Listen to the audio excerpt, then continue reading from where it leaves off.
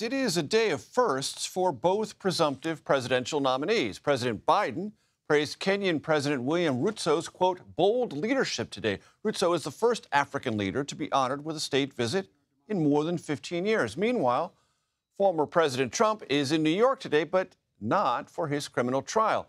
He is holding a campaign rally of sorts in the Bronx, specifically the South Bronx, and that's where we find our Olivia Rinaldi. Olivia, great to see you. Set the scene for us at this park in the South Bronx. What's going on? Yeah, good evening, Major. We are here in the South Bronx at this Trump rally. It's a major campaign rally that he's holding in New York City. And it's interesting that we're here today on this Thursday, even though there's no court. See, the Trump campaign had planned to have this rally here tonight on a Thursday, when typically Donald Trump would be down at the courthouse in Lower Manhattan. But that didn't happen. Court adjourned earlier this week. The defense rested. And campaign officials tell me that Trump has been golfing today in Westchester, and he'll make his way here later tonight. But the reason why we're here speaks to a broader campaign strategy about expanding the map. The Trump campaign really believes that they can not only win in the 7 battleground states that we typically talk about, but they can expand the map to Minnesota, to Virginia, New Jersey, where he held a rally last weekend, and now New York, where he's holding a rally today. And the South Bronx is particularly notable because it's home to a lot of Hispanic voters and a lot of African American voters. That's crucial. Those are voting blocks that the Trump campaign has seen breaking a little bit their way, that traditionally vote Democratic, but as of lately have been showing some interest in Donald Trump. They're trying to capitalize that tonight here in the Bronx, Major. So for those of us old enough to remember, Olivia, President Carter went to the Bronx, then Ronald Reagan as president went to the Bronx, then Bill Clinton went to the Bronx. There's a long history of presidents going to the Bronx either to campaign or to point with alarm at what has gone wrong in the Bronx. Is there anything in particular former President Trump wants to say or do to make this South Bronx trip resonate?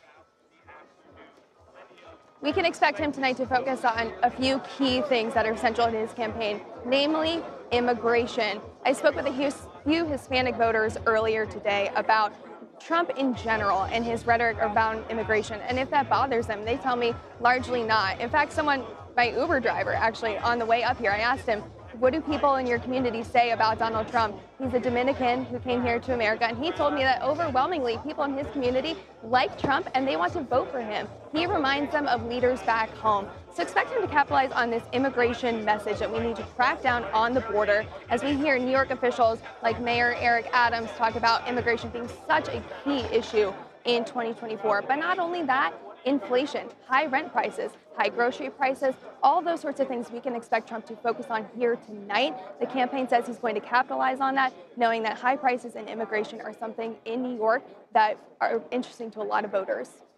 Olivia, as you well know, it is always risky business to talk about Trump rallies and crowd sizes. You experienced that firsthand, Wildwood, New Jersey, a week ago. In general, how would you assess the crowd forming for the former president this afternoon? Look, there's a lot of people here. There's a couple thousand people here. I would say that the permit for today was about 3,500 people, so that we know inside the rally, that is the number of people that will be here. But outside in the park, there are protesters, there are counter-protesters, there are pro-Trump people. They're making it kind of the typical Trump rally scene that we have seen before, which is it's like a carnival. People are out camping, they're out tailgating, they're enjoying, they're talking to each other. It's kind of like a community gathering. That's the sense I got out there. One thing that was different, though, that is different from other Trump rallies, was a little bit more tense outside with those counter-protesters. You normally don't get that when you're in Wisconsin. When I've been in Michigan, I haven't really seen that, but I have seen that here tonight in New York City. A lot of those counter-protesters talking to Trump supporters, yelling at each other in that typical New York fashion that people are so keen to do up here, Major. New York City, loud and argumentative, but that's the norm, not the exception. Olivia Rinaldi, thank you so much.